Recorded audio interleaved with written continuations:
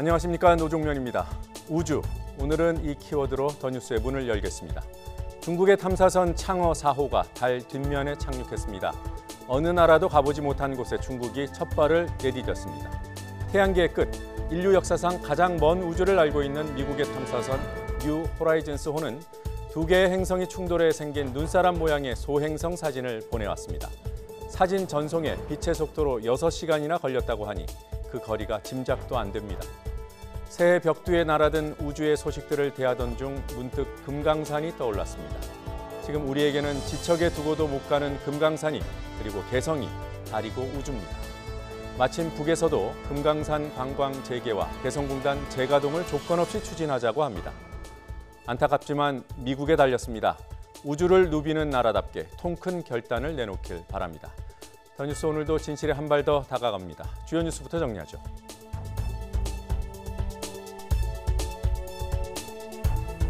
임종석 청와대 비서실장이 교체될 것으로 보입니다. 후임으로 노영민 주중대사가 유력합니다. YTN이 취재한 여권 관계자는 다음 주 중 비서실장을 포함한 중폭의 청와대 개편이 발표될 것이라고 밝혔습니다. 윤영찬 국민소통수석은 교체 가능성이, 정의용 안보실장과 조국 민정수석은 유임 가능성이 큰 것으로 보입니다. 일본 총리의 가세로 확전 양상으로 번지고 있는 이른바 초계기 갈등에 우리 국방부가 동영상을 공개하며 정면 대응합니다. 국방부는 잠시 뒤 일본의 입장을 반박하는 동영상을 공개합니다. 생중계하겠습니다. 앞서 일본은 영문 자막이 담긴 동영상을 배포했고 아베 신조 일본 총리가 언론에 나가 재발 방지를 요구했습니다. 이전 정부 권력자들에 대한 법원의 결정과 판결이 연초에 잇따르고 있습니다. 이른바 문고리 3인방은 국정원 특활비 2심에서도 징역형과 집행유예가 엇갈렸습니다. 앞서 우병우 전 민정수석이 항소심 재판부의 석방 결정으로 풀려났고 우 전 수석의 절친인 최윤수 전 국정원 차장은 집행유예로 수감을 면했습니다. 잠시 뒤에는 남재준 전 국정원장에 대한 1심 선고가 나옵니다. 고교생 10명의 사상자를 낸 강릉펜션 가스 누출 사고 수사 결과가 3시에 발표됩니다. 보일러 연통이 어긋난 것과 관련해 외력이 작용했는지, 부실 시공이 근본 원인인지 등에 대한 경찰의 판단이 나올 예정입니다. 치료를 받아온 학생들의 상태는 전반적으로 호전되고 있습니다. 사고 직후 위독했던 2명도 이달 안에는 퇴원이 가능한 상황입니다. 미세먼지가 나쁨 수준입니다. 중국에서 스모그가 유입되는 밤부터는 더 나빠진다고 합니다. 오늘 자정 무렵부터 내일 새벽 사이 별똥별이 떨어지는 유성우를 볼 수 있습니다. 시간당 120개 규모이기 때문에 이상적인 관측 조건이 아니면 2, 3분의 1개 정도를 볼 수 있고 망원경보다는 맨눈 관측이 유리합니다. 더 뉴스 본격적으로 시작합니다.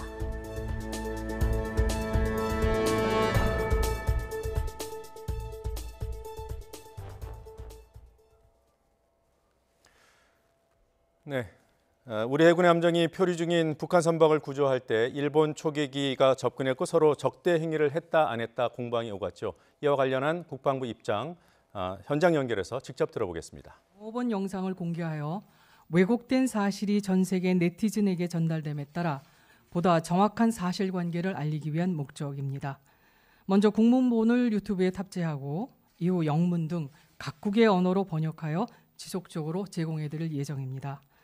다시 한번 밝히건대 일본은 더 이상 사실을 왜곡하는 행위를 중단하고 인도적 구조 활동 중이었던 우리 함정에 위협적인 저공 비행을 한 행위에 대해 사과해야 할 것입니다. 보도자료 외에 정부 차원에서 한 가지 공지 말씀을 드리겠습니다. 잘 알고 계신 바와 같이 국방부는 다양한 의견 수렴 과정을 거쳐서 지난 12월 28일에 대체복무에 관한 법률안을 입법 예고했습니다. 향후 관계부처 협의와 법제처 심사 등을 거쳐서 정부안을 국회에 제출할 예정입니다. 특별히 대체복무제 용어를 둘러싼 불필요한 논란을 최소화하고 국민적 우려를 해소하기 위해 앞으로 양심, 신념, 양심적 등과 같은 용어는 사용하지 않을 것임을 말씀드립니다. 이는 군에서 병역 의무를 이행했거나 이행 중이거나 이행할 사람들이 비양심적 또는 비신념적인 사람인 것처럼 오해될 수 있다는 국민적 우려를 고려한 것입니다. 향후 정부는 이를 대신해 종교적 신앙 등에 따른 병역 거부자 대체 복무로 용어를 통일하여 사용하고자 합니다. 보도하실 때 말씀드린 것과 같은 용어를 사용해 주실 것을 당부드립니다. 예, 이상입니다.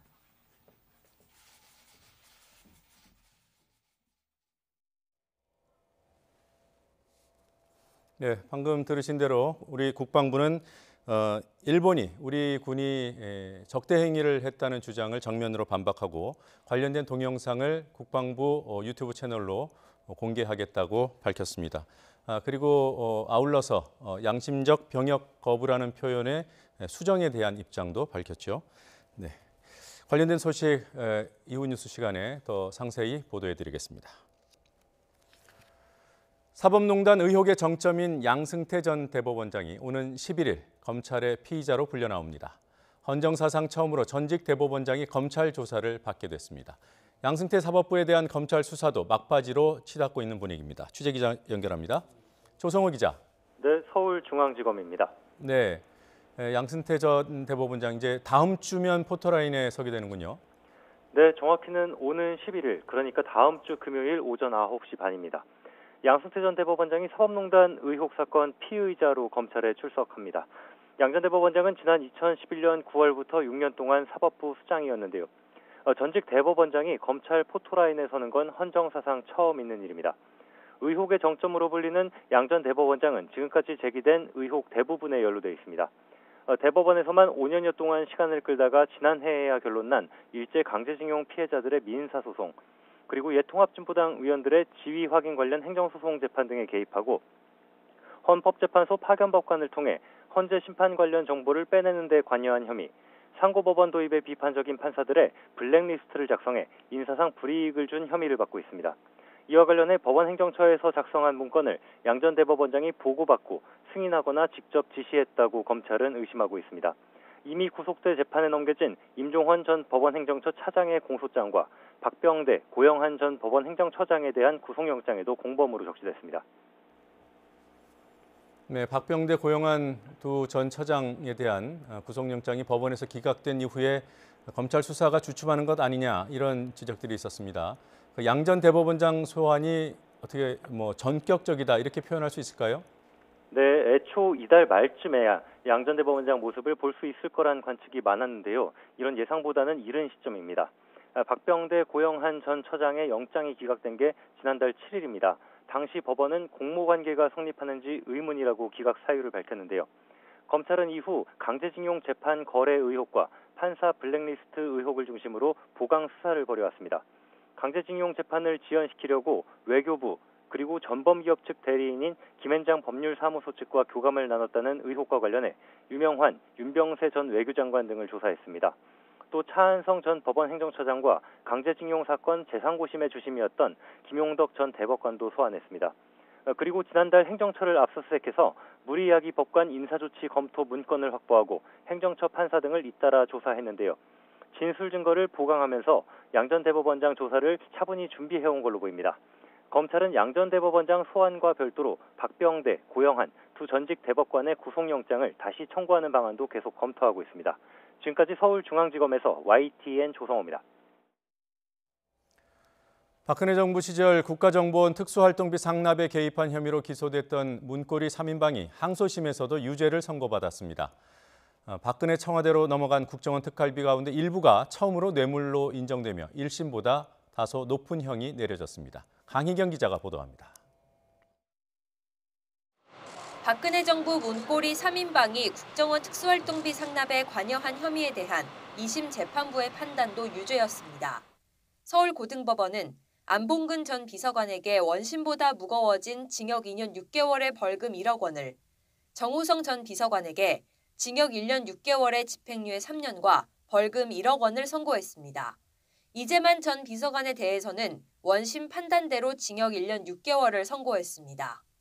이들은 박근혜 전 대통령이 지난 2013년 5월부터 2016년 9월까지 국정원에서 특활비 35억 원을 상납받는 데 관여한 혐의 등으로 재판에 넘겨졌습니다.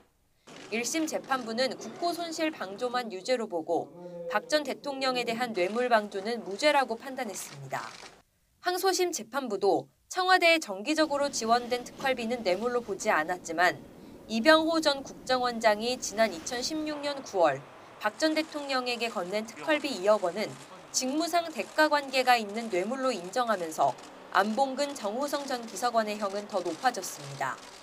재판부는 이들이 국민 세금으로 조성된 특활비를 국민 의사에 반해 대통령에게 지원해 횡령했다고 지적했습니다. 또 큰 금액의 국고가 손실됐는데 피해 회복을 위한 어떤 조치도 이뤄지지 않았다고 밝혔습니다. 이번에 뇌물로 인정된 2억 원은 박 전 대통령의 특활비 수수 사건 1심에서 무죄로 판단됐던 부분입니다.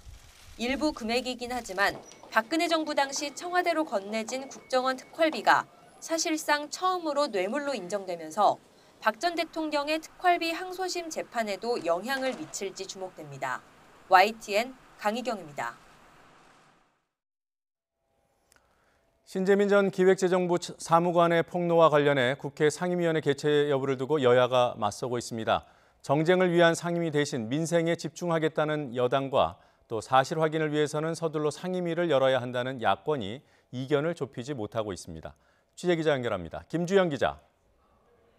네, 국회입니다. 네, 민주당이 상임위 소집의 부정적인 이유가 뭡니까? 네, 더불어민주당은 기본적으로 이번 폭로의 내용을 두고 문제가 될 사안이 아니라는 입장입니다. 청와대와 기재부가 경제정책과 관련해 의견을 나누는 과정은 당연하고 결국 기재부의 방침대로 정책이 진행됐기 때문입니다. 야권에서 주장하는 국회 상임위 소집 역시 민생 법안을 논의하는 것이 아닌 정쟁을 위한 상임위는 바람직하지 않다고 선을 그었습니다. 대신 민주당은 민생을 강조하고 나섰습니다. 이해찬 대표는 오늘 오전 열린 민생 관련 당내 위원회 연석회의에서 민생 경제를 활성화시켜야 한다고 지적하면서 의원들이 현장에서 경제정책 관련 이야기를 많이 듣도록 해달라고 당부했습니다. 홍영표 원내대표도 최고위원회의에서 경제 역동성을 살리려면 혁신이 있어야 한다며 규제 혁신을 위한 입법에 최선을 다하겠다고 밝혔습니다. 홍 원내대표의 말 들어보겠습니다.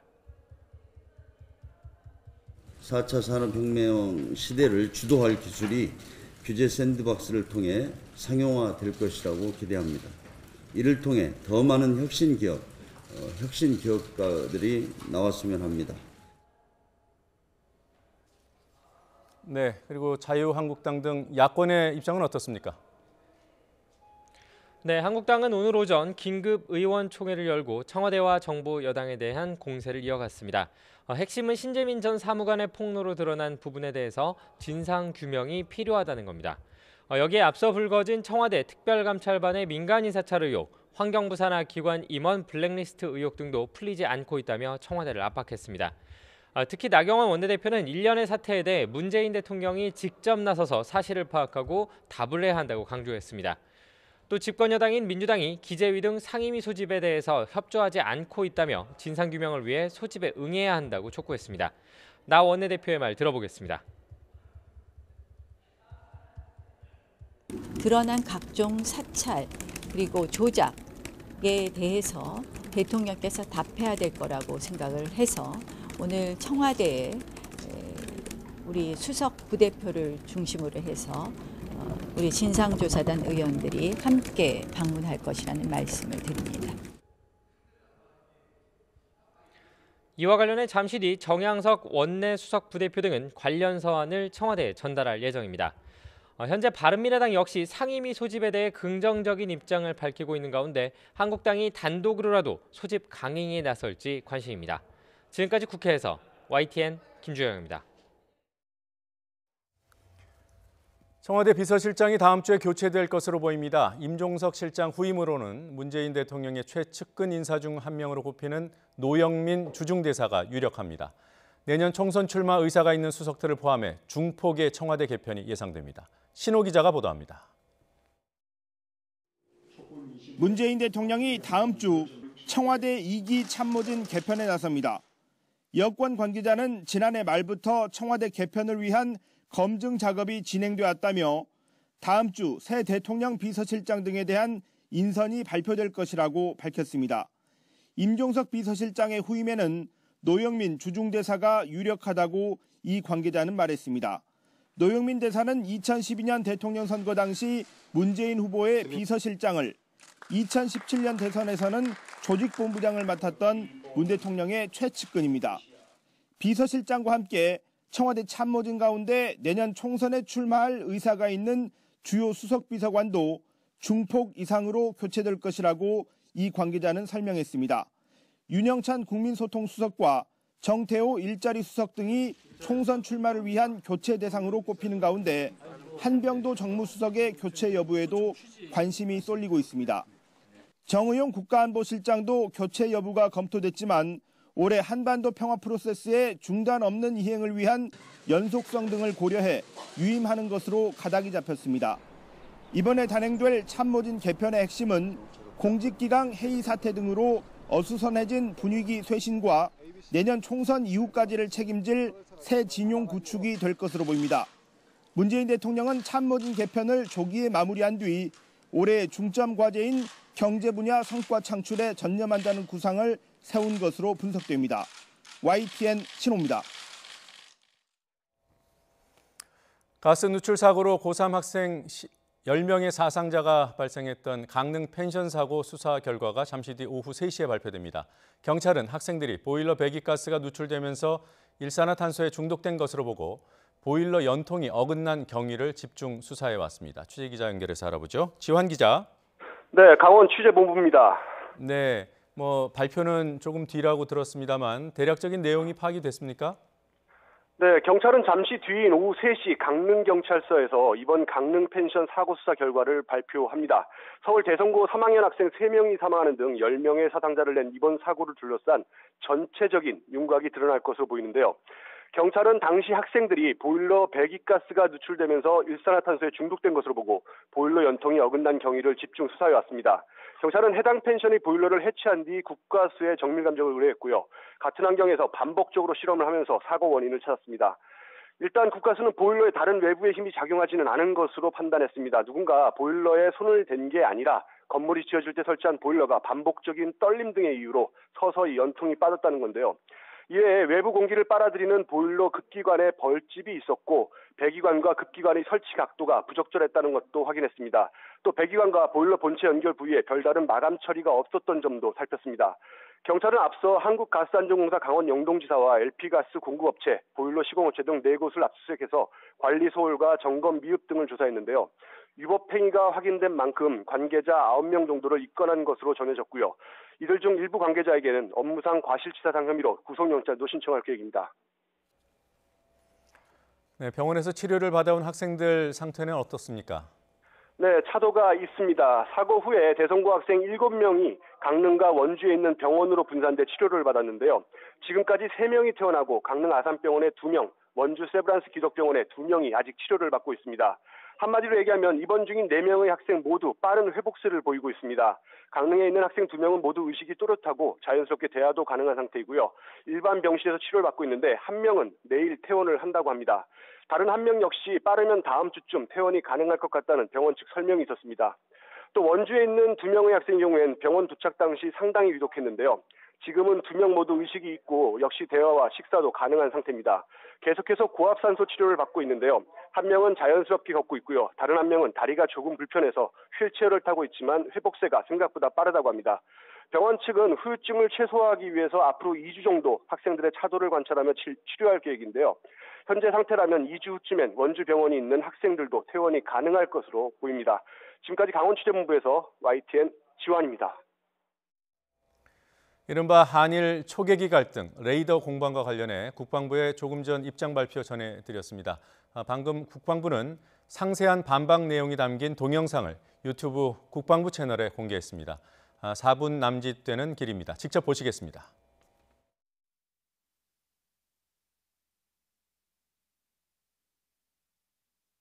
당사자 간 조속한 협의를 통해 상호 오해를 불식시키고 국방부 내 협력관계 발전을 모색하자는 취지에서 실무 화상회의를 개최한 지 불과 하루 만에 일측이 영상자료를 공개한 데 대해 깊은 우려와 유감을 표명합니다. 거듭 강조한 바와 같이 광개토 대왕함은 정상적인 구조활동 중이었으며 우리 군이 일본 초계기에 추적 레이더를 운용하지 않았다는 사실은 변함이 없습니다.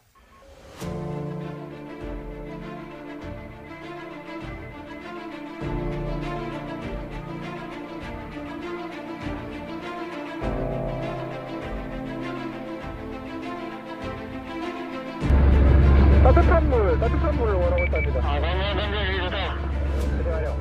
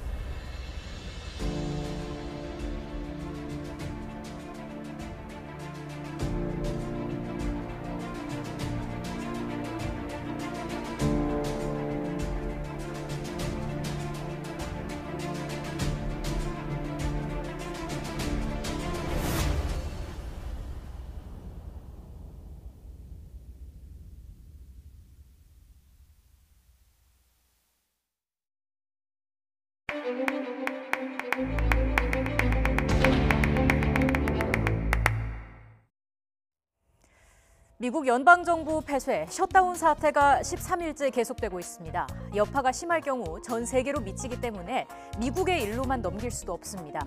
이와는 무관하게 셧다운에는 다양한 기록이 존재합니다. 특히 트럼프 대통령은 셧다운의 기록을 쓰고 있습니다. 셧다운 제도가 시작된 건 1976년이었습니다. 이후 지금까지 21차례에 걸쳐 미 연방정부의 업무가 일시적으로 정지됐습니다. 트럼프 대통령은 취임 후 세 번째 셧다운을 맡고 있습니다. 작년 1월과 2월에 있었던 셧다운은 각각 사흘, 반나절 만에 종료됐지만 이번에는 다릅니다. 역대 셧다운은 어땠을까요? 주로 의회와 백악관 주인이 다를 때 이루어졌습니다. 또 대부분 민주당 소속 대통령일 때 장시간 이어졌다는 특징이 있습니다. 역대 기록을 따져볼까요? 재임 기간 중에 셧다운 최다 횟수는 레이건 대통령이, 최장 기록은 클린턴 대통령이 갖고 있습니다. 누적 일수로 따지면 지미 카터 대통령이 총 56일로 가장 긴 셧다운을 경험했습니다. 트럼프 대통령도 이색적인 기록을 세우고 있습니다. 상하원이 모두 공화당인데 셧다운을 맡게 된 최초의 공화당 대통령이라는 기록을 남겼습니다. 지난해 1월의 일이었습니다. 지난해 2월 6시간 셧다운은 역대 최단 기록입니다. 현재는 공화당 대통령 중 가장 긴 셧다운 사태를 맡고 있습니다. 역대 정부의 기능을 마비시킨 사유는 다양했습니다. 예산안 처리 문제부터 저소득층 의료 보장제도 관련 문제 등이 있었고 해외 원조와 지출 삭감, 니카구아라 반군 지원 문제도 논란이 됐습니다. 지난 정부 때는 오바마 케어 문제가 그리고 지금은 이민법을 둘러싼 갈등으로 셧다운이 이어지고 있습니다. 다양한 기록과 특징을 갖고 있는 미국 셧다운 역사. 하지만 이보다도 중요한 건 트럼프와 의회의 힘겨루기가 세계에 그리고 우리나라에 어떤 영향을 미칠지 여부겠죠. 셧다운 장기화로 세계 경제, 특히 금융과 무역 분야에 여파가 미친다는 사실은 여러 차례 입증됐습니다. 미국 행정부와 의회의 갈등은 미국의 남북미 외교 정책에도 영향을 미치기 때문에 현재의 셧다운은 더더욱 신경이 쓰일 수밖에 없습니다. 관련된 분석은 잠시 뒤 2부에서 전문가와 함께 짚어보겠습니다. 환자가 휘두른 흉기에 안타깝게 숨을 거둔 임세원 교수의 발인식이 오늘 엄수됐습니다. 고인의 마지막 길을 배웅한 조문객들은 안타까움에 눈물을 참지 못했습니다. 김대겸 기자의 보도입니다. 위패와 영정사진을 들고 장례식장 밖으로 나오는 두 아들. 뒤따라 고 임세원 교수의 관이 나오자 동료들은 참았던 눈물을 터뜨립니다. 남편과 마지막 작별의 순간, 슬픔을 억누르던 아내도 끝내 오열했습니다.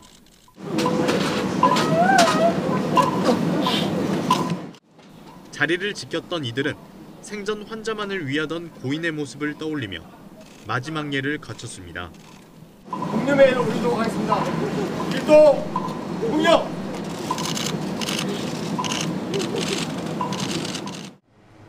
앞서 고인이 일했던 강북 삼성병원에서 엄수된 연결식은 유족의 뜻에 따라 비공개로 치러졌습니다.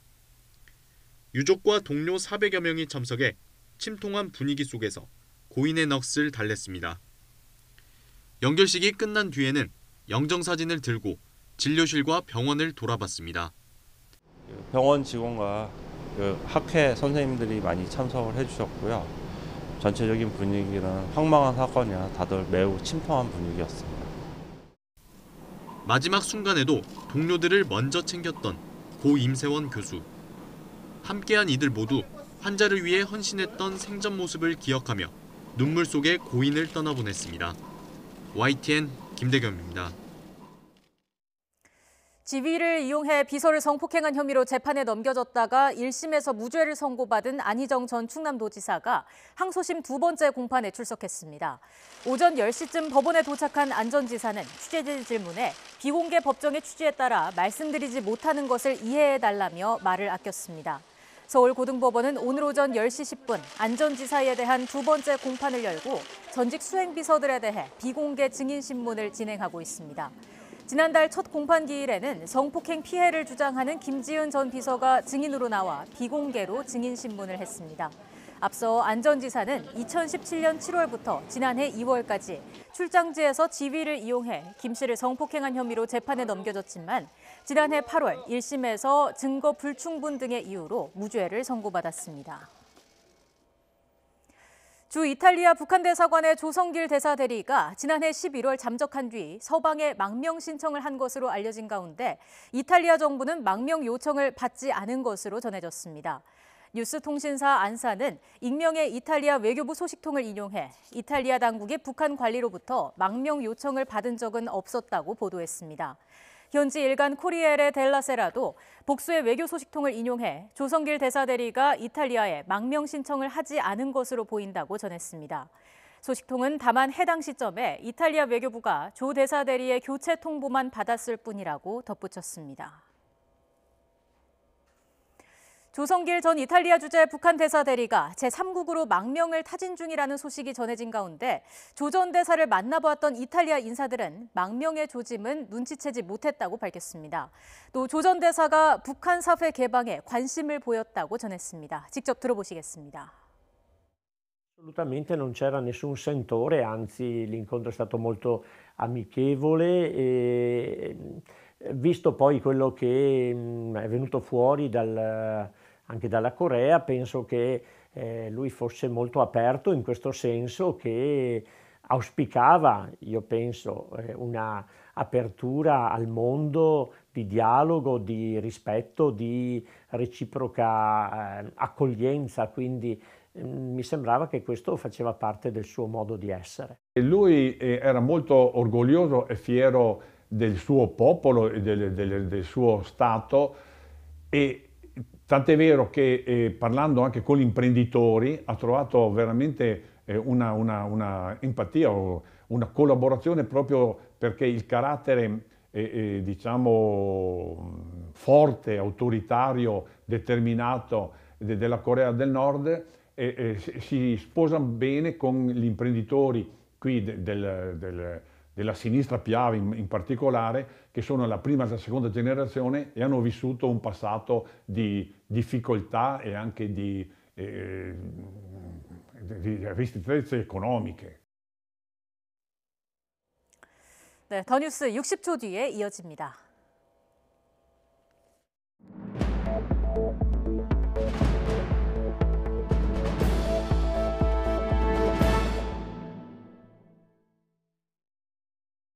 신용을 지키지 않는 사람들로 빛을 잃어가는 우리의 사회. 고려 신용정보가 밝히겠습니다. 당신의 희망찬 미래를 위해 고려 신용정보. 출장 비용, 가성비 높이는 꿀팁? 전 세계 수백 개의 예약 사이트를 비교해서 원하는 호텔의 착한 가격을 찾아주는 트립하고. 스마트한 출장도 역시 트립하고와 함께. 호텔 트립하고.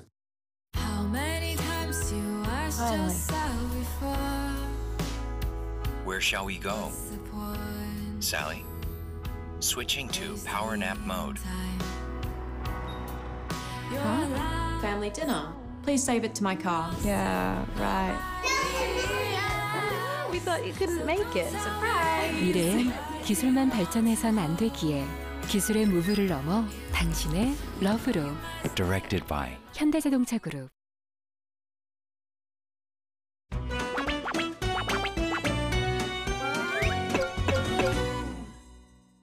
문재인 정권에게 묻습니다.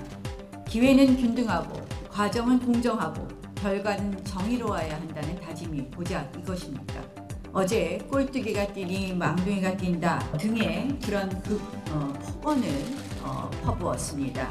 김동연 부총리, 경제에 있어서 정치 의사결정의 위기를 극복하는 것이 가장 중요하다고 얘기했습니다. 진실의 머리는 감추고 변명의 꼬리만 내미는 이제 저는 문재인 대통령이 답해야 될 때라고 생각을 합니다. 민주당의 그 젊은 세대에 대한 인식을 보면은 갈수록 가관입니다. 설상가상으로 손혜원 의원은 신재민 전 사무관을 원색적으로 인신공격을 하다가 청년층에 대한 무지를 또 한번 드러냈습니다. 과거에 정작 고영태 씨는 공익제보자라고 보호하자는 이야기까지 직접 거론하면서 옹호했던 바가 있습니다. 본인들의 정치적 주장의 근거로 삼았던 바가 있습니다. 지금이라도 내로남불하지 말고 신재민 사무관을 겁박하는 대신 그의 메시지가 담고 있는 문재인 정부에 대한 경고음을 받아들이십시오. 신재민 전 사무관 이야기를 듣고 많이 놀랐고 또 많이 마음이 아팠습니다. 김동연 전 부총리가 소신이 담긴 정책이 모두 관철되는 것은 아니다. 소신과 정책의 종합적이고 합리적인 조율은 다른 문제다라고 말했는데 공감이 갑니다. 청와대가 주요 경제정책에 대해서 나몰라라 한다면 오히려 그것이 올바른 자세는 아닐 것입니다. 자유한국당은 과거에 집권까지 했던 정당입니다. 따라서 정책 결정 과정에서 다양한 의견을 수렴하기 위해서 당과 정부 그리고 청와대가 긴밀히 협의한다는 사실에 대해서는 충분히 알고 있을 것입니다. 그럼에도 불구하고 현재 상황에 대해서 과장하고 정치 쟁점화하는 것은 책임 있는 야당의 자세가 아닙니다.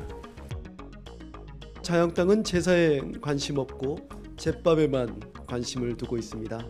공익으로 판단한다면 정치적 논쟁거리로 만들어 자당의 이익으로 쓰려고만 하지 말고 공익을 위해 사실관계를 밝히는 데 집중하기 바랍니다.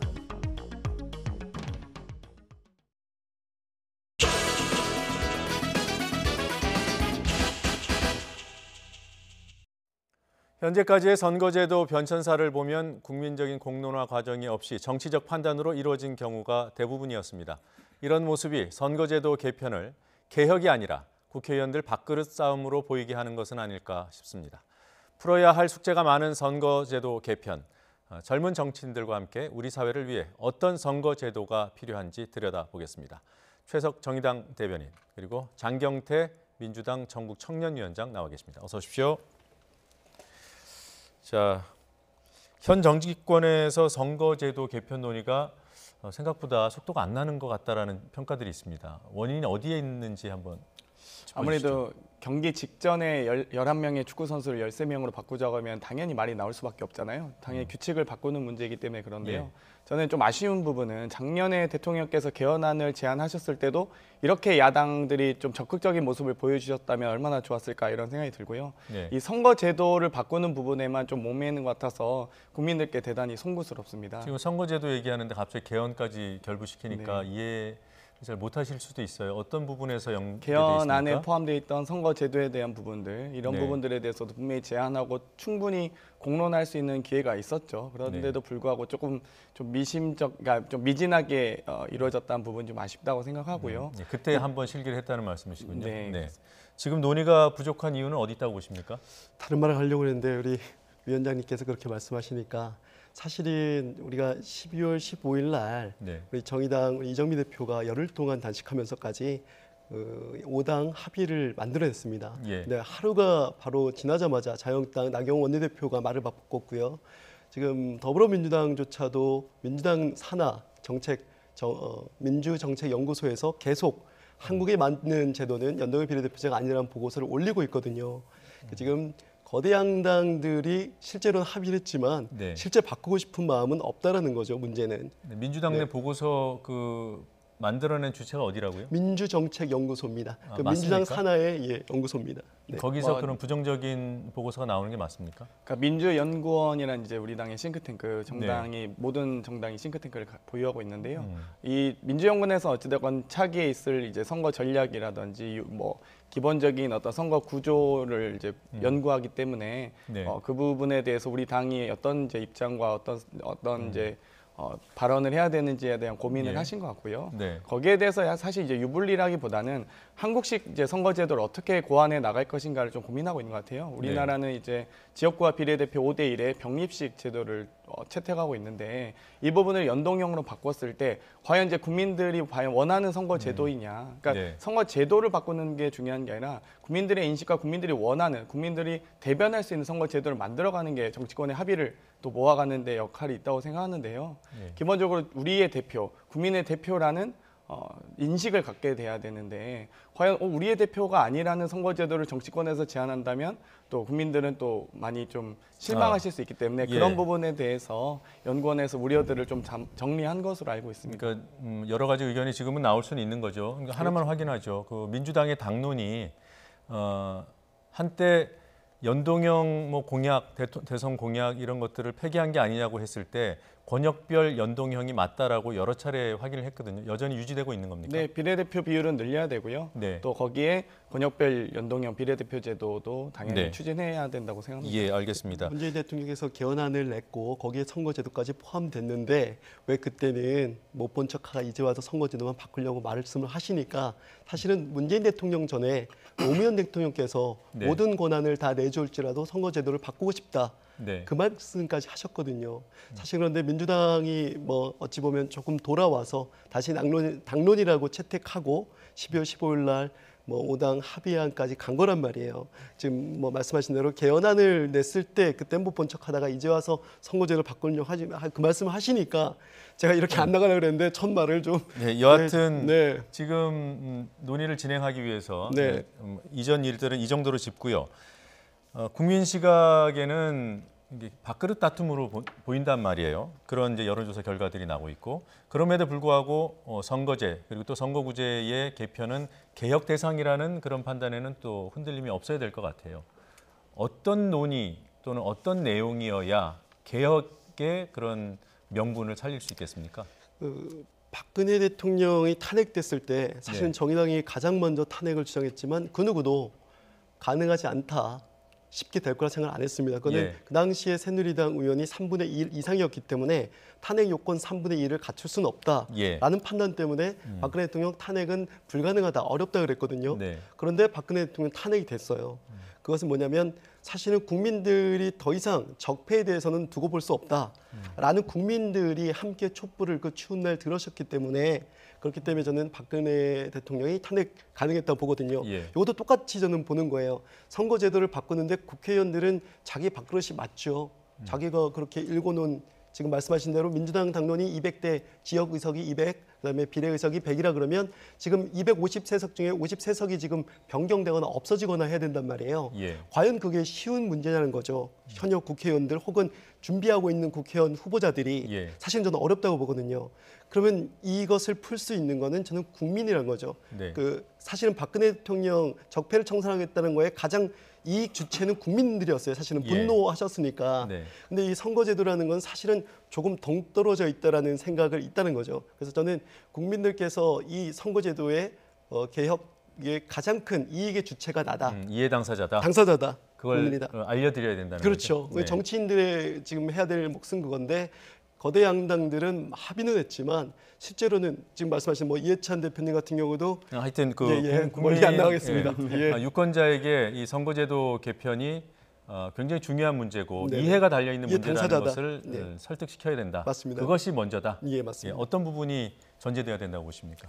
일단 기본적으로 지금 선관위안 같은 경우는 200대 100 2대 1로 해서 네. 이제 뭐 권역별 연동형 비례대표제를 하자고 하는데 사실 이제 말씀하셨듯이 우리 현재 지금 300석 중에 253개의 지역구와 47개의 비례대표가 있지 않습니까? 근데 예. 사실 지금 선관위안대로 추진하려고 하다 보면 아무래도 현실적인 제약들이 좀 있습니다. 지역구에 53석을 줄여야 되는데요. 네. 서울 지역만 49개의 의석이 있습니다. 거의 서울 정도 크기의 지역구를 줄여야 되는 문제들이 있기 때문에 이 부분들이 과연 현실적으로 추구가 가능한가? 예. 그렇다면 현재의 전체 의석에서 의원 정수를 확대하는 부분도 논의해야 되는데요. 이 부분에 대해서 아무래도 국민 여론이 80%까지 네. 지금 부정적인 의견으로 나오고 있기 때문에 정수 못 늘린다는 거죠. 그러다 보니까 각 당에서도 사실 조금 실질적인 연동형 비례대표제 도입을 위해서는 의원 정수의 확대가 당연히 추구돼야 되는데 예. 그런 부분에 대해서는 좀 더 발언이 없는 것 같아서 좀 아쉽게 생각하고 있습니다. 그러면 그 말씀은 용기 있게 네. 당당하게 국민을 설득해서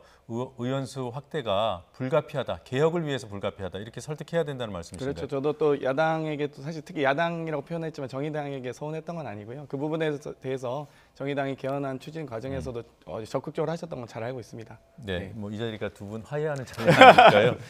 일단 선거제도 개편은 정치 상황 그리고 또 유권자 요구에 따라서 수차례 이루어져 왔습니다. 그동안 어떤 변화가 있었는지 잠시 정리하고 진행하겠습니다.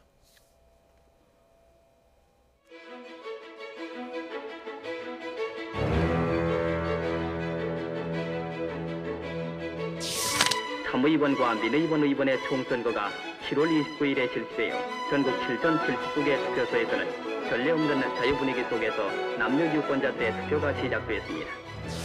제3공화국의 국회의원 총선거가 11월 26일 전국 7,400개 투표소에서 일제히 실시되었습니다. 11월 26일의 선거는 전국적으로 별 사고 없이 평온한 분위기 속에 진행됐습니다. 제9대 국회의원 선거가 2월 27일 전국 73개 지역구에서 실시됐습니다. 민주공화당이 73석, 신민당이 52석, 민주통일당이 2석, 그리고 무소속이 19석을 각각 차지했습니다. 정부는 제13대 국회의원 총선거를 4월 26일에 실시한다고 공고했습니다.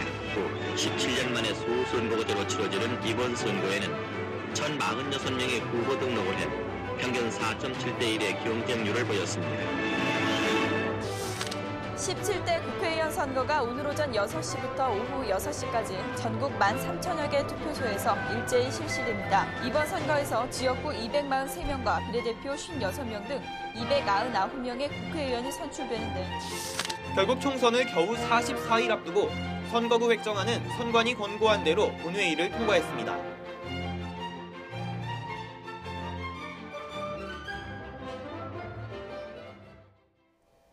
네, 이제 앞으로는 어디로 가야 될 것인가? 논의가 좀 모호해질 수 있으니까요. 선관위의 권고안이 있고 조금 전에 두 분이 잠깐 언급해 주셨는데 그 선관위가 권고한 방안을 가지고 뭘 더해야 되는지 뭘 빼야 되는지를 논의하는 방식으로 해보겠습니다. 이 선관위 권고안은 우리 장 위원장께서 좀 소개해 주시겠습니까? 방금 설명드렸듯이요. 그러니까 전체 300개 의석 중에서 네. 200대 100, 2대 1의 비례성으로 비례대표 100명, 네. 지역구 200명으로 하고요. 네. 또 권역별 연동형 비례대표제로 해서 네. 5개 정도의 권역을 나누고 거기에 이제 비례대표 100석을 나누는 것을 얘기합니다. 예, 제가 다시 한번 정리하면 의원 정수는 300석으로 유지하고요. 다만 지역구대 비례대표 비율을 지금 253대 47인 것을 200대 100, 그러니까 2대 1로 비례대표를 확 올리는 방안이네요. 그리고 비례대표를 배분할 때는 권역별로 연동형으로 배분하자, 이런 내용입니다. 정의당은 이 선관위 권고안에 대해서 어떻게 판단하고 계십니까? 일단 지역구대 비례대표가 2대 1인 거는 동일합니다. 네. 근데 정의당이 주장하는 건 좀 더 현실적인 고민을 한 건데요. 네. 아까 얘기했듯이 지역구가 253석에서 지금 200석으로 가는데 네. 아주 어렵다는 판단이 있기 때문에 저희는 240대 120, 네. 그러면 300 정수에서 60명, 20%가 좀 늘어날 텐데요. 네. 그걸 전제로 240대 120이 좀 더 현실적이지 않겠는가. 네. 그게 좀 다르고요.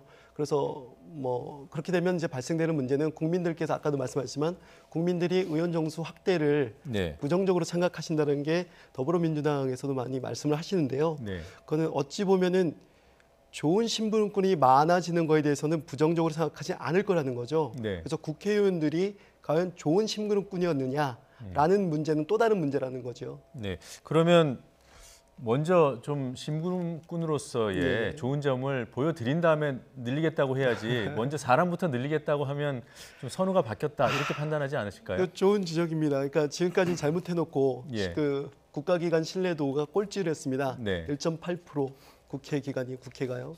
물론 말씀하신 대로 근데 정확한 거는 권력이라는 것은 집중되면 집중될수록 예. 사실은 우리가 얘기하는 우리 일반 국민들이 향유할 수 있는 몫은 더 작아지기 때문에 예. 사실은 이런 말씀을 드리는 것 자체는 되게 죄송하지만 사실은 그 국회를 바꾸는 데는 정수 확대가 불가피하다. 예, 맞습니다. 예.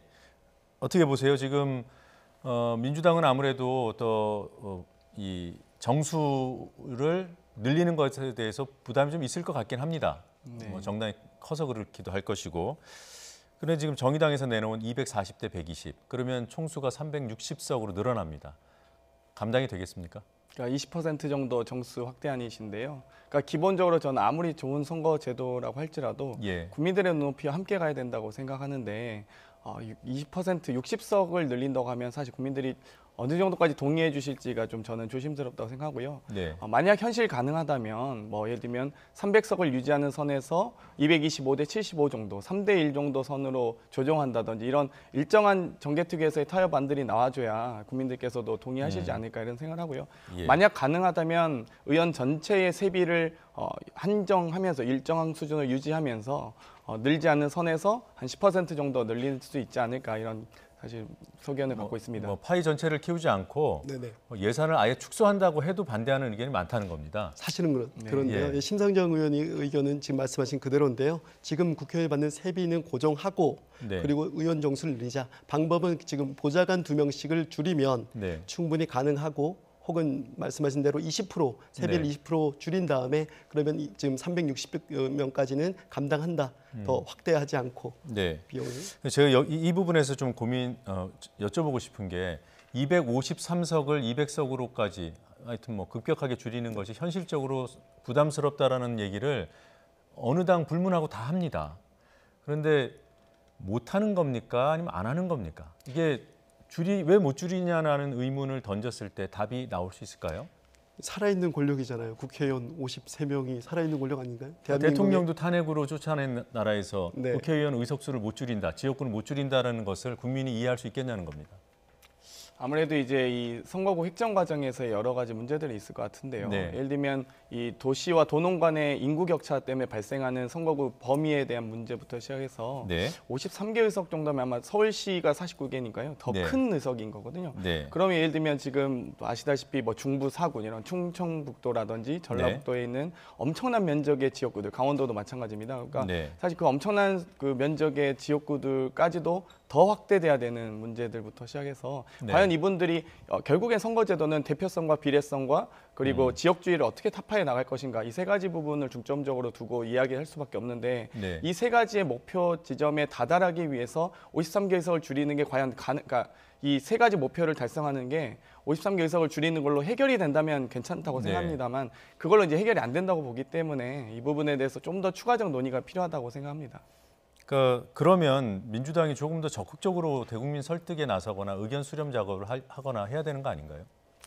뭐 지금 충분히 저도 이제 이 선거제도에 대한 부분들 그리고 여야 5당이 합의한 부분들에 대해서 국민들께서 충분히 아시리라고 생각하고요. 네. 홍보가 부족하기보다는 공감이 안 되는 부분이 더 크다고 생각합니다. 국민들께서 이해가 안 된다기보다는 오히려 지금 어떻게 선거제도를 어떻게 이 경기 직전에 바꾸는 부분에 대해서 신뢰도가 높아져야 되는 부분이지 이해도가 떨어져서 선거제도에 대한 동의가 나오지 않는다고 생각하진 않거든요. 그래서 그 부분에 대해서 좀 더 정치권이 뭐 여야 할 것 없이 정말 예. 신뢰도를 높이기 위한 노력들을 같이 했으면 좋겠습니다. 네. 자, 뭐 끝이 없어요. 뭐 그리고 다양한 조합의 방안들이 가능하기 때문에 의원 정수가 늘어나는 쪽으로 갈 수밖에 없다고 두 분 다 생각하시는 것 같습니다. 맞습니까? 뭐 개인적인 소견입니다. 네. 근데 그 뭐 10%가 늘어날지 5%가 늘어날지 아니면 정의당 안대로 20%가 늘어날지 모르겠지만 지역구가 현재보다 줄어들고 그리고 전체 의석수가 일정 부분 늘어나는 것은 거부할 수 없는 흐름이다 이렇게 보시는 거죠. 만약 그 흐름에 반대하는 정당이 있을까요? 솔직하게 말씀하셔도 될 것 같은데. 말씀하신 중앙선관위나 네. 지금 민주당에서 내놓은 것이나 정의당이 내놓은 것이나 말씀하신 대로 동일합니다. 다만 네. 제가 이제 여쭙고 싶은 거예요. 공직선거를 지금 만약에 준비하신다면 민주당으로 나가실 텐데 과연 지금 현행 제도가 더 본인에게 유리하실지 아니면 연동형 비례대표가 됐을 때 유리할지 어떻게 생각하시나요, 본인이? 근데 사실 이제 기존의 국민들께서 20대 총선의 투표 결과와 다르다고 생각하거든요. 그러니까 21대 총선에 만약에 연동형이 도입된다면 20대 총선에서 병립형으로 치러졌던 선거와 달리 다른 투표 방식이 나올 거라고 봅니다. 그러니까 투표 결과 자체는 완전히 달라질 수 있다. 그러니까 지금 시뮬레이션 돌리는 부분들이 대부분 다 병립형에서 뭐 지역구는 어느 당 찍고 비례는 어느 당 찍고 이런 식으로 교차 투표 방식이 많이 나오고 있는데 21대에 가서 연동형이 된다 했을 때 과연 그러면 국민들께서 지역구와 비례 의석에 대한 투표 성향이 교차 투표가 나올 것인가 이 부분도 다른 문제거든요. 그래서 저는 이제 예측하는 결과 시뮬레이션 자체는 좀 정치는 어차피 예측이 어렵지만 선거 제도를 가지고 시뮬레이션 하는 것 자체가 어렵다고 보기 때문에 뭐 저는 이제 어떤 유불리가 있을지 모르겠습니다. 제 질문은 본인에게 물어본 개인적 질문이에요. 지금 그러니까 만약 21대를 나가신다고 한다면 사회적 약자와 어떤 비례성을 강화하는 부분에서 표현하신 거잖아요. 소위 여성, 청년, 뭐 어떤 사회적 약자 그리고 전문성을 가진 분들이 어떻게 국회에 진출할 수 있을 것인가에 대한 질문을 하신 건데 사실 연동형 제도도 어떻게 추진하느냐에 따라서 지금 완전 결과가 달라지는 거잖아요. 그런 부분에 대해서 좀 이해해 주시면 좋을 것 같습니다. 그러니까 소위 그러니까 지역구 의석을 많이 획득할 수 있는 정당과 정당 득표력으로서 비례대표의 의석을 많이 확보하는 정당과는 완전히 다른 결과가 나올 겁니다. 그래서 그 부분에 대해서는 아마 각 정당에서 유불리를 따지는 건 옳지 않은 것 같고요. 선거 제도에 대한 부분이기 때문에 정당 말고 본인이요, 본인. 아니 지금 개인적인 유불리에 대해서 얘기할 시간은 없습니다. 네. 그렇게 되면 제가 최석 대변인께도 여쭤봐야 되는 거고요. 제가 다른 질문을 좀 드리겠습니다. 일단 지역구 의석수가 줄어들 가능성이 커 보인다. 그럴 경우에 지역구 의원들의 반발이 있을 것이다. 여기까지는 비교적 다들 일치합니다. 그러면 그 반발을 어떻게 무마할 것인가 또는 설득할 것인가. 그 지역구 의원들의 반발을 우회할 수 있는 합리적인 방안이 있나. 어떻습니까? 말씀하신 대로 아까도 얘기했지만 박근혜 대통령 탄핵했을 때 3분의 1의 새누리당 의원이 있었단 말이에요. 그런데도 불구하고 그 당시에 새누리당 의원 44명이 그 찬성표를 던졌어요. 그 말은 뭐냐면 자기 지역구가 있는 사람들은 국민들이 분명히 그 의원들한테 전화하고 국민들이 충분히 어필했다는 거죠. 요구하고 그것이 저는 이 말씀하신 국회의원들이 지금 자기 기득권을 못 내려놓는 상하고 다르지 않다고 보거든요. 그래서 국민들께서 요거 이익의 당사자다, 주체다라는 인식이 있고 그리고 이것을 바꿔야 된다는 의지가 있다면 그런 방식을 통해서 충분히 저는 주장할 수 있다고 봅니다. 그러니까 그런 방식이 뭐가 있겠습니까? 네, 지나치게 저는 이제 원내 전략의 측면에서 뭐 보신 것 같고요. 사실 그 당시에 뭐 44명의 자유한국당 의원들이 탄핵에 찬성표를 던졌다 할지라도 사실 그 부분은 그 이전에 1,700만 국민들이 촛불을 들었기 때문에 가능한 부분이었거든요. 근데 지금 1,700만의 국민들께서 선거제도 개혁하라고 촛불 들고 있지는 않습니다. 그렇기 때문에 이 부분에 대해서 정치권이 정말 더 나서서 진정성 어린 설명으로 그리고 이해와 공감을 구하면서 선거제도 개혁에 대해서 나서야지 박근혜 탄핵과 지금 선거제도 개혁을 같이 동일선상에서 놓고 이야기할 수는 없죠. 그 주체가 저는 거대 양당 민주당이 돼야 된다고 생각하는 거예요. 그러니까 남일처럼 말씀하시면 안 되고 그 주체의 가장 큰 주체가 저는 민주당이 돼야 된다고 생각하는 거예요. 네, 일단 제 질문에 좀 집중해 주시고요. 지역구 의원들의 반발을 설득해내는 또는 돌파해낼 수 있는 방안이 뭐가 있겠습니까? 참 어려울 텐데 뭐 이해찬 대표님이 지금 어쨌건 더불어민주당에 충분히 조직을 장악하고 계시죠, 그죠? 네, 네. 그건 뭐 그냥 개인적인 걸 수도 있을 텐데 노무현 대통령 시절에도 함께 총리도 하셨었고 지금 연동형 비례대표제에 대해서 누구보다 이해가 저는 클 거라고 보는데요. 그런데 요 근래 나왔던 어떤 발언들이나 어떤 태도가 저는 조금 뭐 이해는 잘 안 가요. 그러면 그 당 지도부가 좀 더 강하게 지역구 의원들을 설득해야 된다 이렇게 말씀하시는 그것도 하나의 방법이라고 봅니다. 네. 제도적으로는 대안이 없을까요? 뭐 석패율 제도라든가 아니면은 일부 지역에 중대선거구제를 도입하면 자기 지역구가 희석되거나 없어지는 지역구 의원들이 다른 기회가 있을 거라고 생각하지 않겠습니까?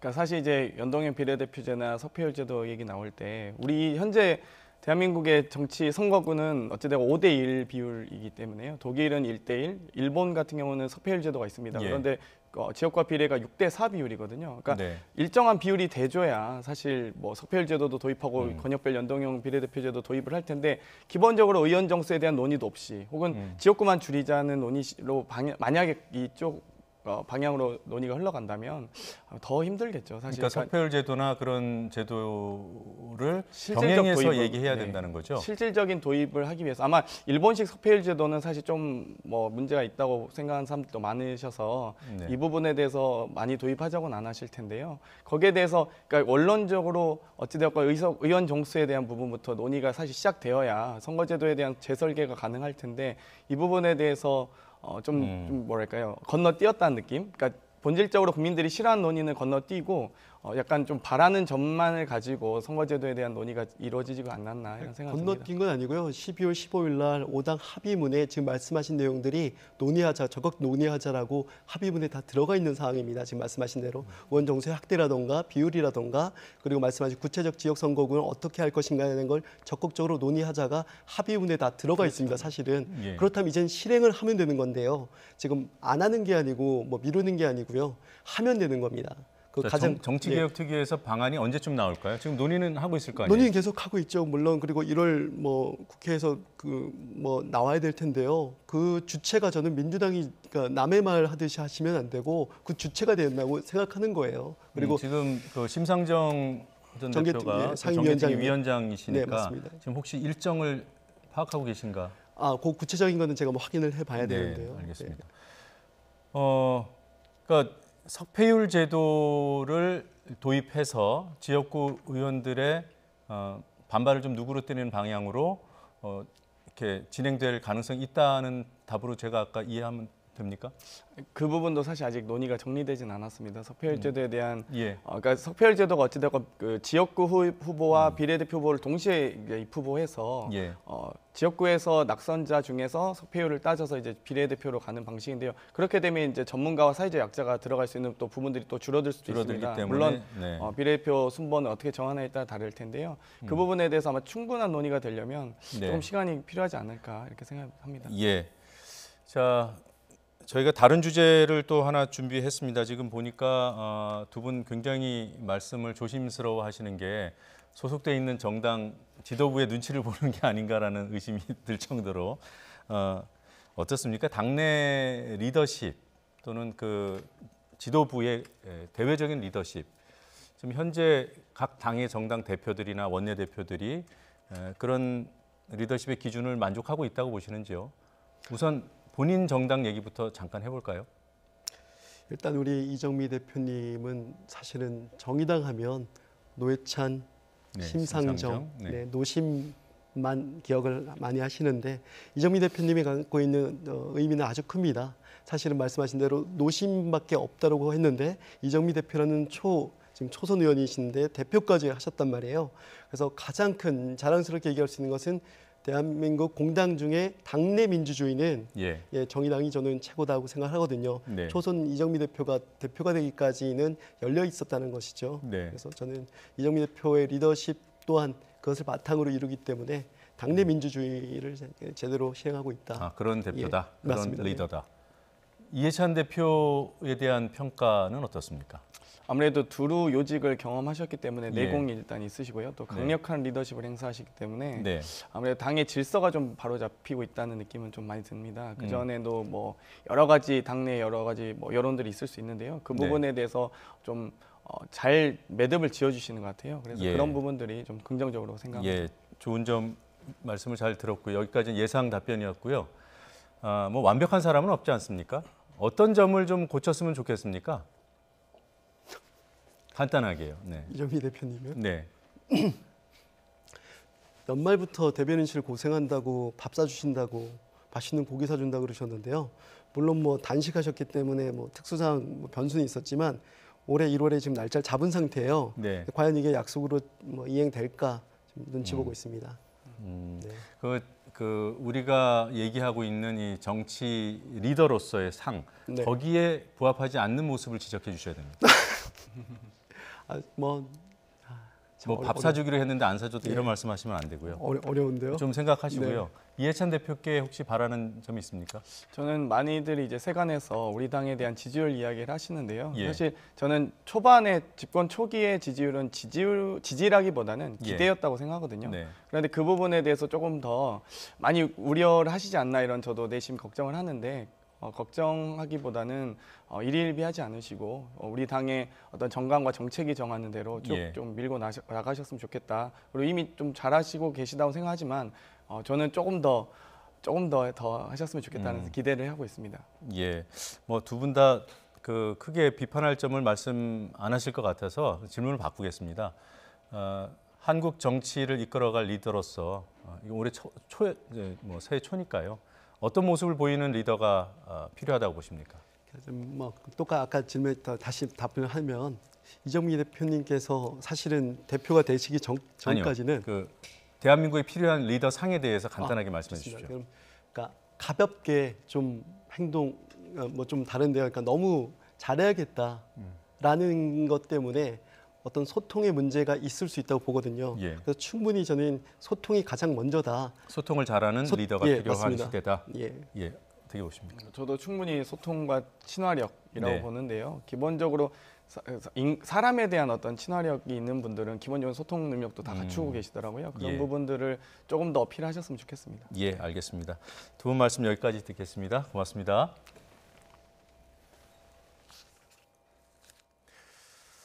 네, 일산화탄소 누출로 학생 3명이 숨지고 7명이 다친 강릉 펜션 가스 누출 사고 수사 결과 발표가 곧 시작됩니다. 현장 연결하겠습니다. 에 대한 완성 검사를 실시하였고 4월 18일 공사가 완료되어 펜션 사용 승인이 났습니다. 이후 2014년 7월과 8월에 펜션 2층이 복층 구조로 증축되었으며 2016년 3월 22일 기존 가스 용기가 소형 저장 탱크로 증설되었고 2018년 1월 중순경 실외에 창고 2개소가 증축된 사실이 있습니다. 현재 펜션 운영자는 2018년 7월 24일부터 영업을 시작하였고 이번 사고가 발생하게 되었습니다. 보일러에 대한 안전점검은 보일러 설치 이후 매년 1회 가스 공급업자가 실시하였고 최근 마지막 점검 날짜는 2018년 6월 18일로 확인되었습니다. 다음은 일산화탄소 유출 경위입니다. 보시는 화면과 같이 사고 당시 보일러는 배기관이 보일러 배기구에서 분리된 상태였고 이로 인해 일산화탄소를 포함한 배기가스가 그대로 보일러실에서 유출되어 각 방으로 확산된 것으로 확인되었습니다. 배기관이 분리된 이유에 대해서는 보일러 시공자가 배기관 연결을 위해 배기관의 하단을 약 10cm가량 절단하여 배기관의 체결홈이 잘려나갔고, 이를 보일러 배기구에 집어넣는 과정에서 절단된 면이 보일러 배기구 안에 설치된 고무 재질의 오링을 손상시켰습니다. 또한 배기구와 배기관 이음 부분에 법에 규정된 내열 실리콘으로 마감 처리를 하지 않아 전반적으로 배기관의 체결력이 약화된 상태였던 것으로 확인되었습니다. 국과수 감정 결과에 의하면 보일러 운전 시 발생된 진동에 의하여 점진적으로 연통이 이탈되었으며 보일러 급기관에서 벌집이 발견되었는데, 이것이 보일러의 불안전 요소를 유발하여 배기관의 이탈을 가속시킬 수 있는 요인이 되었던 것으로 확인되었습니다. 사고 보일러에 부착된 시공 표지판에 시공 내역이 기재되지 않은 이유는 보일러를 설치한 시공자가 무자격이어서 기재를 할 수 없었던 것으로 확인되었습니다. 수사 결과에 대해 말씀드리겠습니다. 사고 보일러 시공 그리고 안전관리 및 운영의 적정성 확인을 위해 관련자들과 점검 관리기관을 상대로 수사를 실시한 결과 업무상 과실치상 등 혐의로 펜션 운영자 A씨, 무등록 건설업자 B씨와 C씨, 자격이 없는 보일러 시공자 D씨, 부실한 완성검사를 한 가스안전공사 강원 영동지사 관계자 E씨, 점검을 부실하게 한 가스 공급자 F씨, 기타 불법 건축을 한 건축주 등을 포함하여 총 9명을 입건하였습니다. 이 중 혐의가 중한 2명에 대해서는 구속영장을 신청하였습니다. 다음은 이번 사건 수사 과정에서 확인된 제도 개선 사항입니다.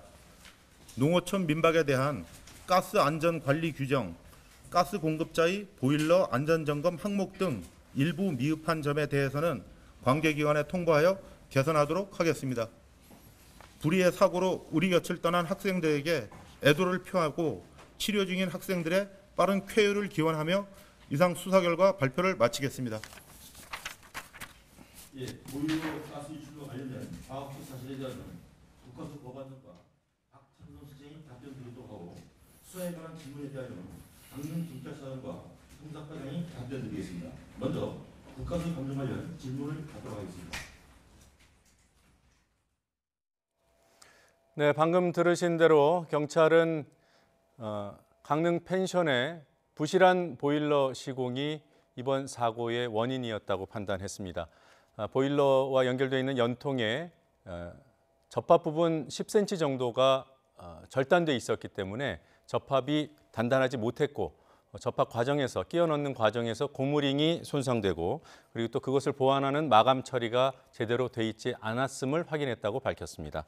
YTN이 단독 보도해 드린 대로 부실 시공이 이번 사고의 원인인 것으로 경찰도 결론을 내렸습니다. 이에 따라서 경찰은 9명을 입건하고 또 2명에 대해서는 구속영장을 신청한다는 방침입니다. 잠시 뒤에 뉴스 이어가겠습니다. 저는 미사초등학교 5학년 정현준입니다. 제가 좋아하는 축구 선수는 손흥민 선수. 진짜 만날 수 있어요? 안녕하세요.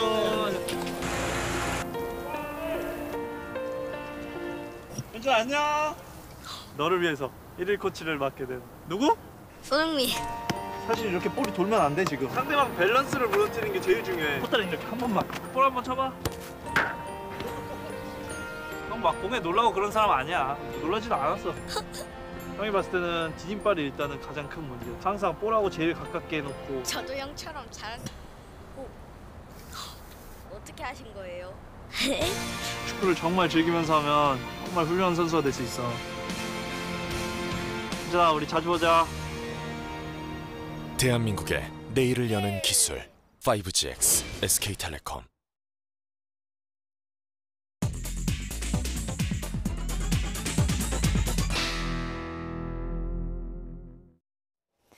뉴스 브리핑입니다. 코레일이 오는 8일과 9일 이틀 동안 설 승차권 예매를 실시합니다. 예매 전용 홈페이지가 오늘 오후 2시부터 사전 게시돼 열차 시각표와 결제 기한 등 예약 방법을 확인할 수 있습니다. 예매 기간 이틀 가운데 오는 8일은 경부와 경전, 동해, 충북선 등의 승차권을, 9일은 호남과 전라, 강릉, 장항, 중앙선 등의 승차권을 예매할 수 있습니다. 온라인 예매는 아침 7시부터 오후 3시까지 가능하며 지정된 역과 승차권 판매 대리점에서는 오전 9시부터 11시까지 2시간 동안 구매가 가능합니다.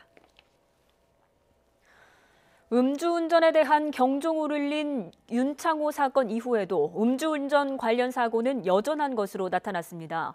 대검찰청은 지난해 10월부터 2달 동안 음주운전과 음주운전 교통사고 사범 91명을 구속해서 재판에 넘겼다고 밝혔습니다. 또 관련 사범 2,500여 명은 불구속 상태에서 재판에 넘겼다고 덧붙였습니다. 구속돼서 재판에 넘겨진 사례를 보면 수차례 음주운전을 한 전력이 있음에도 또다시 술을 마시고 운전하는 경우가 많은 것으로 드러났습니다. 정지선이나 횡단보도가 없는 교차로에서도 황색 신호에 진입하면 신호 위반에 해당한다는 대법원의 판결이 나왔습니다. 대법원은 교통사고 처리 특례법상 과실치상 혐의 등으로 재판에 넘겨진 A씨의 상고심에서 무죄를 선고한 원심 판결을 깨고 사건을 유죄 취지로 수원지법에 돌려보냈다고 밝혔습니다. 재판부는 정지선과 횡단보도가 설치돼 있지 않았더라도 황색 신호를 보고서 교차로 직전에 정지하지 않았다면 신호를 위반했다고 보는 것이 타당하다고 판단했습니다. 미국의 IT 대장주 애플의 실적 악화 전망이 뉴욕 증시를 강타했습니다. 애플은 10% 가까이 폭락했고 반도체주까지 동반 하락하면서 뉴욕 증시도 급락 마감했습니다. 뉴욕에서 김영수 특파원이 보도합니다. 애플의 지난 분기 예상 실적 하향 조정이 뉴욕 주식시장을 흔들었습니다. 5에서 9% 하향 조정한다는 발표였지만 시장은 큰 충격에 빠졌습니다. IT 대장주 애플은 10% 가까이 폭락, 6년 만에 최대 낙폭을 기록했습니다. 팀 쿡 최고 경영자는 CNBC 방송에 출연해 중국 판매 부진을 가장 큰 이유로 꼽았습니다. The economy began to slow there for the second half. And what I believe to be the case is the trade tensions between the United States and China put additional pressure on their economy. 애플이 하락하면서 세계 3위 반도체 기업인 마이크론도 5% 넘게 급락했습니다. 투자자들은 중국발 세계 경기 둔화가 현실화하는 것 아니냐는 우려로 주식을 내다 팔았습니다. 다우지수가 2.8% 넘게 하락했고 나스닥 지수도 3% 넘게 급락했습니다. 문제는 올해 전망입니다. 골드만삭스는 애플을 몰락한 휴대폰 기업 노키아와 비교하며 올해 실적이 더 떨어질 수 있다고 경고했습니다. 경기 둔화 우려가 커지며 미국 채권 가격은 오름세를 이어갔습니다. 월가에서는 연준이 금리 인상을 멈춰야 한다는 목소리가 커지고 있습니다. 뉴욕에서 YTN 김영수입니다. 더불어민주당 이해찬 대표는 사회적 대타협을 이룬 나라들만이 국민소득 3만 달러를 넘어서 4만 달러까지 갈 수 있었다면서 서로 간극을 좁혀나가자는 마음으로 신년을 맞이했으면 좋겠다고 말했습니다. 이 대표는 최고위원회의에서 성장과 분배의 이분법적 논쟁을 넘어서고 전체적인 관점에서 경제사회 현안을 해결하자고 제안한 대한상의 박용만 회장의 발언을 소개하며 이같이 밝혔습니다. 자유한국당 나경원 원내대표가 KBS 수신료 강제 징수 금지와 수신료 거부 운동을 펼치겠다고 밝혔습니다. 나 원내대표는 원내대책위원 KBS 관련 특위 연석회의에서 언론 공정성을 뒤로한 채 언론 자유를 악용하는 KBS의 헌법 파괴를 저지하겠다며 이같이 말했습니다. 바른미래당 손학규 대표가 문재인 대통령의 신년사에는 밑줄 칠 곳이 없는 맥 빠진 소리였다면서 그저 기존 정책에 변화가 없다는 말뿐이었다고 비판했습니다. 손 대표는 최고위원회의에서 문 대통령이 안보와 평화 대신 경제를 주제로 잡고 기업의 투자와 혁신을 강조했지만 울림이 없었다면서 새로운 국정 비전도 없었다고 말했습니다. 지난해 북한 김정은 국무위원장의 경제 분야 공개 활동이 전체의 41%를 차지해서 전년에 비해 크게 증가했다고 통일부가 밝혔습니다. 통일부는 오늘 김정은 위원장 공개활동 통계 자료에서 지난해 김 위원장의 공개활동 98건 가운데 경제 분야가 41건, 41.8%로 가장 큰 비중을 차지했다고 밝혔습니다. 지난 2017년에는 경제 분야 공개활동이 전체의 27.7%를 차지했습니다. 대전시가 올해를 대전 방문의 해로 정해서 관광객 유치에 나섰습니다. 대전의 숨겨진 매력과 멋을 알리고 대전 관광의 새로운 출발점으로 새로운 도약의 전기를 마련하겠다는 계획입니다. 이정우 기자입니다. 개족산 황톳길, 유성온천, 대청호 500리길, 여기에다 전국에서 하나뿐인 뿌리공원, 대전에 있는 관광 자원입니다. 이처럼 다양한 볼거리와 즐길거리가 있는데도 대전을 찾는 관광객 수는 연간 350만 명 선, 전국 시도 가운데 13위로 최하위권입니다. 대전시가 올해를 대전 방문의 해로 정한 이유입니다. 시 승격 70주년, 광역시 승격 30주년을 맞이하는 7030의 해로서 이를 기념하고 또 이걸 통해서 대전을 세계 곳곳에 널리 알리기 위해서 대전 방문의 해를 운영하게 됐습니다. 관광산업의 중요성이 커지고 급성장하면서 전략적, 체계적인 정책 지원과 투자가 필요하다고 판단했습니다. 대전 방문의 해를 맞아 대전시는 대전의 모든 것을 알리고 볼거리, 먹거리, 즐길거리를 확충해 대전을 관광도시로 키우겠다는 계획입니다. 대전은 대덕연구개발특구와 중앙과학관 등 특색 있는 과학 콘텐츠와 함께 교통의 중심지로 뛰어난 접근성이 강점입니다. 지역별 축제를 연기하고 체류형 축제로 만들어 다시 찾고 싶어하는 관광도시가 목표입니다. 대표 콘텐츠로 남녀노소 누구나 즐길 수 있는 야시장을 준비하고 6월에는 대전 월드컵 경기장에서 대규모 K-팝 뮤직 페스티벌을 엽니다. 시민들이 참여하고 외지 관광객들이 많이 찾아올 수 있는 프로그램들을 좀 발굴해서 적극적인 홍보를 통해서 방문객을 유치할 계획입니다. 대전시의 올해 관광객 유치 목표는 500만 명. 관광객 1000만 명 시대를 여는 출발점으로 국내 관광 활성화와 관광 선도도시로 거듭나겠다는 다짐입니다. YTN 이종우입니다. 서울시교육청이 전교조 해직교사 4명을 포함해 5명을 지난달 31일에 특별 채용했습니다. 서울시교육청은 오늘 교육의 공적 가치 실현을 위해 노력해온 점 등을 고려해 5명의 퇴직교사를 지난해 말 특별 채용했다고 발표했습니다. 이어 이번 특별 채용은 과거 전교조 해직교사 복직과는 다르고 법률적으로도 임용권자의 재량 범위에 속한다고 밝혔습니다. 더 뉴스 1부는 여기서 모두 마치겠습니다. 2부에서 뵙겠습니다.